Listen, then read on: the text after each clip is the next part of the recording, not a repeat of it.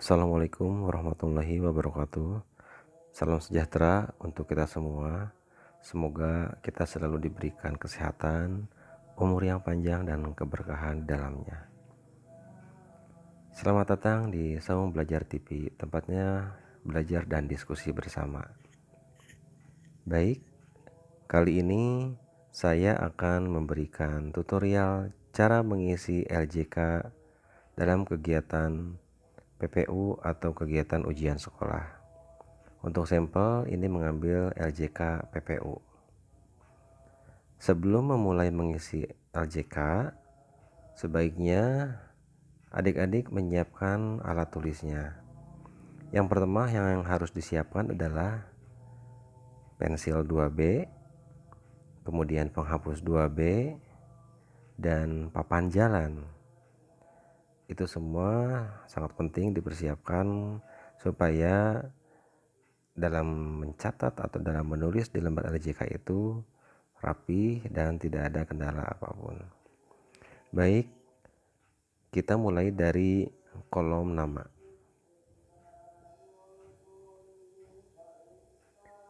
Di sini nama pesertanya adalah Abdi Negara. Ingat ya adik-adik, setiap pengisian kolom itu harus diisi dengan huruf kapital. Contoh di sini namanya adalah Abdi Negara. Kolom yang pertama adalah huruf A.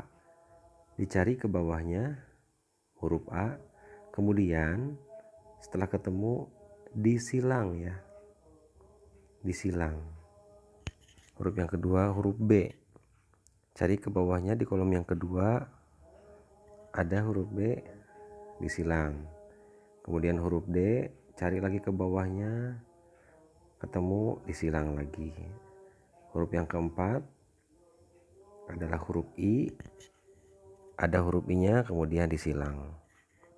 Setelah itu diberikan satu spasi antara nama depan dengan nama belakang. Jadi ada jarak ya, satu spasi dikosongkan. Nama belakangnya adalah negara. Hurufnya adalah N. Huruf yang kelima adalah N. Kita cari ke bawah huruf N, setelah ketemu disilang. Kemudian huruf E, cari ke bawah disilang. Huruf G, cari ke bawah disilang. Huruf A, cari silang. Huruf R, cari ke bawah di kolomnya, disilang. Dan yang terakhir huruf A lagi, disilang. Nah ini untuk kolom nama peserta. Nah adik-adik, jika ada nama adik-adik yang panjang yang tidak cukup dimasukkan ke dalam kolom nama peserta, itu bisa disingkat nama terakhirnya. Misalkan di sini nama pesertanya adalah Abdi Negara Pamungkas. Misalkan ini ya, Abdi Negara Pamungkas. Ketika kita masukkan apa namanya yang terakhirnya, ternyata tidak cukup yang pamungkasnya. Nah, untuk nama terakhirnya yang nama pamungkasnya itu cukup disingkat, ditulis huruf P saja.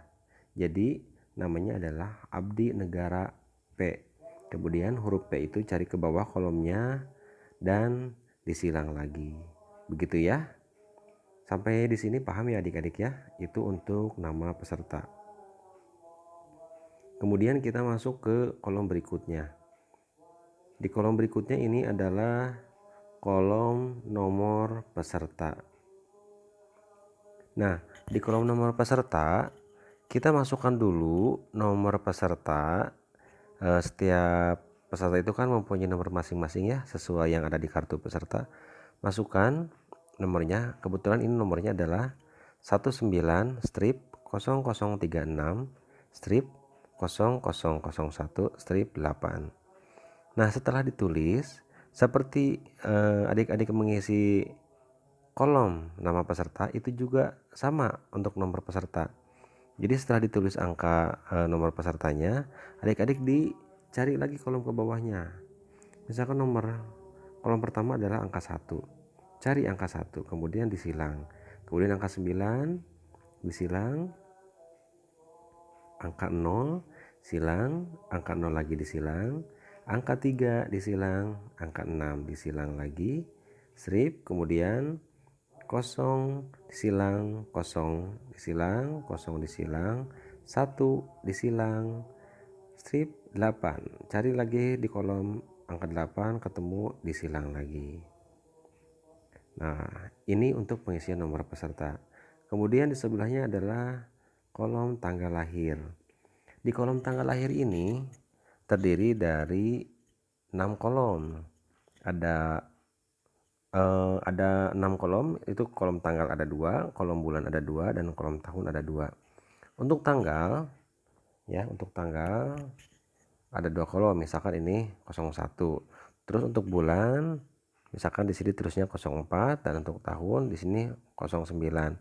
09 di sini untuk kolom tahun itu artinya adalah kelahiran 2009. Nah, misalkan di sini dituliskan adalah tanggal lahirnya 1 April 2009. Berarti ditulisnya adalah 01, 04, 09. Untuk 09 ini sekali lagi ya, kakak jelaskan. Ini diambil 2 digit dari tahun kelahiran. Jika adik-adik kelahiran tahun 2009 berarti cukup ditulis 09. Jika adik-adik kelahiran tahun 2010 berarti cukup ditulis 10. Jika adik-adik kelahiran tahun 2008 berarti cukup ditulis 08. Sampai di sini paham ya? Kemudian selanjutnya seperti mengisi kolom-kolom sebelumnya, ini setiap kolom disilang sesuai dengan nomor yang ditulis. Di sini dituliskan tanggalnya adalah 01. Berarti disilang ke bawahnya angka 0. Kemudian angka 1 disilang lagi, 0 lagi disilang, angka 4 disilang, kemudian 0 lagi disilang, dan terakhir adalah 9 disilang lagi. Nah, ini untuk pengisian tanggal lahir. Kemudian di sini ada pengisian nama mata ujian. Nah, nama mata ujian ini adalah nama mata ujian yang dilaksanakan pada saat hari di mana kalian sedang melaksanakan ujian. Misalkan hari pertama ujian itu adalah pelajaran bahasa Indonesia. Berarti kalian cari bahasa Indonesia opsinya, kemudian disilang. Seperti ini adik-adik ya. Nah, contoh ini bahasa Indonesia. Paham ya? Misalkan kemudian hari kedua adalah pendidikan agama dan budi pekerti. Berarti yang disilangnya itu adalah pendidikan agama dan budi pekerti. Bahasa Indonesianya jangan diisi lagi karena itu adalah pelajaran atau mata ujian hari sebelumnya. Begitu ya adik-adik ya. Nah, setelah selesai mengisi kolom nama mata ujian, kemudian kita masuk ke kolom nama sekolah. Di sini namanya adalah SDN Sukamaju. Ditulis dengan huruf kapital yang jelas. SDN Sukamaju. Ditulis ini kan sangat jelas ya adik-adik ya. Paham ya sampai sini? Oke, baik. Sekarang kita lanjutkan ke kolom berikutnya di bawahnya. Di sini ada kolom dengan tulisan isinya adalah salinlah kalimat berikut ini. Saya mengerjakan ujian dengan jujur. Nah, yang perlu kalian lakukan adalah menyalin kalimat yang ditanda kutip itu. Saya mengerjakan ujian dengan jujur. Kalian tulis lagi di bawahnya. Boleh menggunakan huruf biasa, hanya saja tulisannya harus sangat jelas dan rapi. Tidak ada coretan ya, tidak ada kotor itu ya, seperti ini. Saya mengerjakan ujian dengan jujur. Seperti ini adik-adik ya. Tulisannya jangan terlalu besar, kecil saja, yang penting cukup dan terbaca dengan jelas. Kemudian kolom berikutnya adalah tanggal ujian. Misalkan ujian pertama itu dilaksanakan tanggal 17 Mei 2022. Ini ujian hari pertama. Berarti yang perlu kalian isikan adalah hari pertama di mana kalian melaksanakan ujian tersebut. Di sini dituliskan hari pertamanya itu adalah tanggal 17 Mei 2022. Nah, untuk hari berikutnya berarti tanggal ujiannya berubah. Kalau misalkan hari pertama adalah tanggal 17 Mei 2022, kemudian hari berikutnya, hari kedua berarti tanggal 18 Mei 2022. Awas jangan sampai keliru karena di sini suka terjadi kesalahan menuliskan tanggal pertama ujian sampai terakhir itu tetap tanggal 17 terus. Nah, itu seharusnya harus dipahami lebih jelas lagi di sini ya. Hari pertama misalkan tanggal 17, hari kedua tanggal 18, kemudian hari ketiganya adalah tanggal 19. Begitu ya adik-adik ya. Nah, kemudian di sini ada tanda tangan peserta. Di sini tanda tangan peserta dituliskan dengan sejelas-jelasnya tanpa keluar dari kotak kolom tanda tangan. Seperti ini ya adik-adik ya. Nah, ini contoh. Nah, untuk pengisian biodata itu sudah dijelaskan dengan sejelas-jelasnya dari mulai kolom nama peserta, kolom nomor peserta, kolom tanggal lahir, kolom nama mata ujian, kolom nama sekolah, kolom menyalin kalimat, kolom tanggal ujian, dan kolom tanda tangan peserta. Berikutnya adalah kolom lembar jawaban. Nah, di sini adik-adik ya, ini juga sangat penting sekali untuk pengisian kolom lembar jawaban. Karena masih ada beberapa peserta yang mengisi soal itu di lembar soal. Ya, contoh misalkan soal nomor 1, lembar soalnya. Itu misalkan ada pertanyaannya seperti ini. Misalkan, siapakah presiden pertama Republik Indonesia? Option A, Insinyur Soekarno, B, Soeharto, C, SBY, D, Joko Widodo. Nah, opsinya kan adalah jawaban yang tepatnya adalah A, Insinyur Soekarno. Tapi masih ada beberapa peserta yang mengisi jawabannya itu langsung disilang di lembar soal. Nah, itu tidak boleh ya adik-adik ya. Jadi untuk pengisian soal itu, jawabannya itu langsung dimasukkan ke dalam lembar jawaban LJK. Jadi ketika nomor 1 kalian sudah dapat menemukan jawabannya, itu lembar soal itu tidak diapa-apakan. Jadi langsung soal itu pengisiannya di lembar jawaban. Nomor 1 misalkan jawabannya adalah option A, maka cari yang option A, kemudian disilang dengan jelas dengan menggunakan pensil 2B. Seperti itu ya adik-adik. Kemudian soal nomor 2 misalkan. Soal nomor 2 adalah kalian sudah membaca soalnya dan sudah mengetahui ternyata jawabannya ada di option C.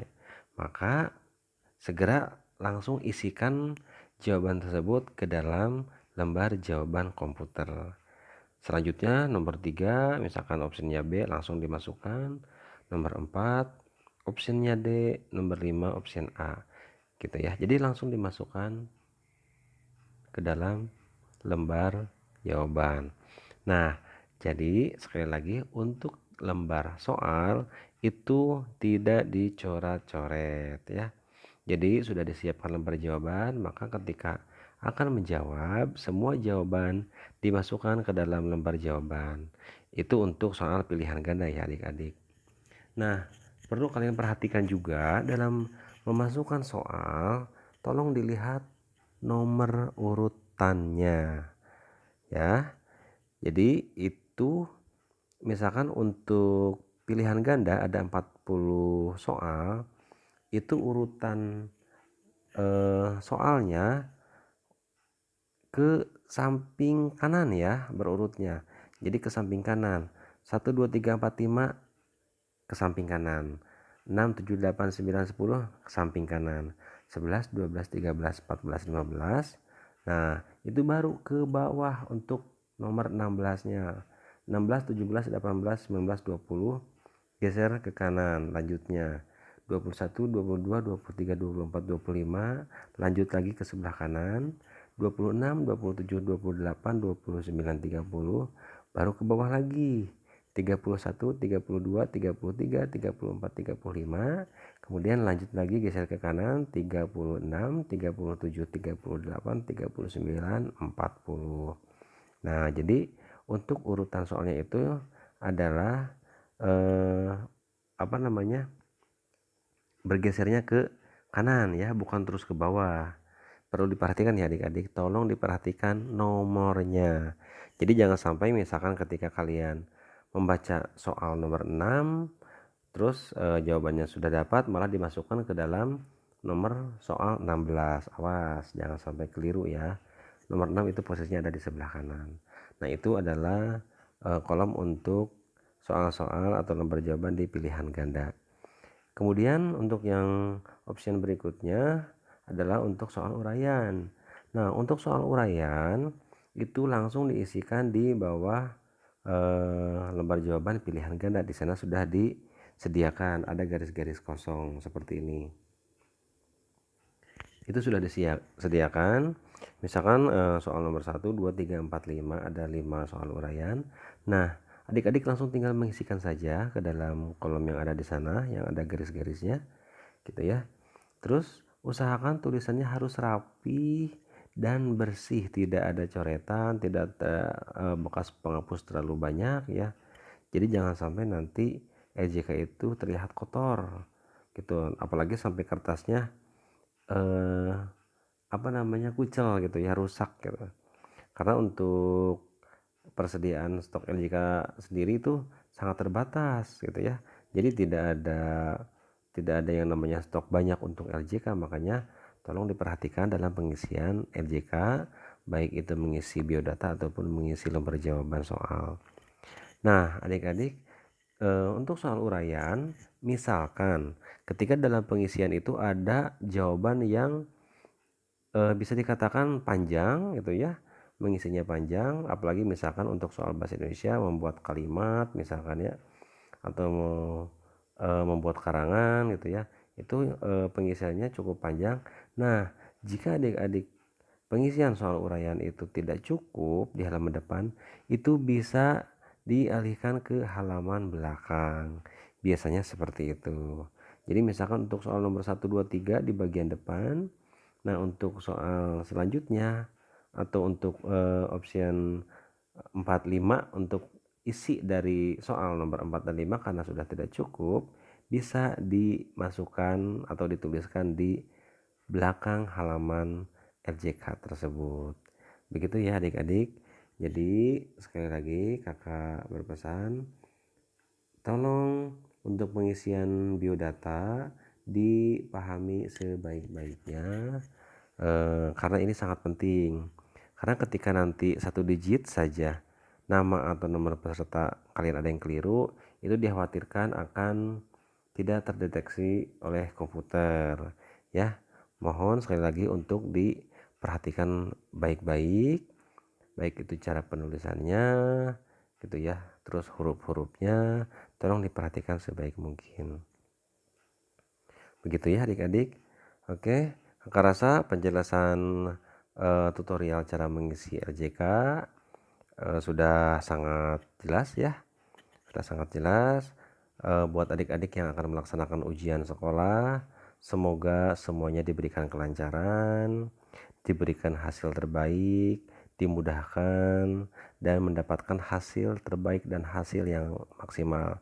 Dan kakak doakan semoga semuanya lulus sekolah, lulus ujiannya. Amin. Selamat bekerja, semoga sukses. Salam selalu dari Saung Belajar TV.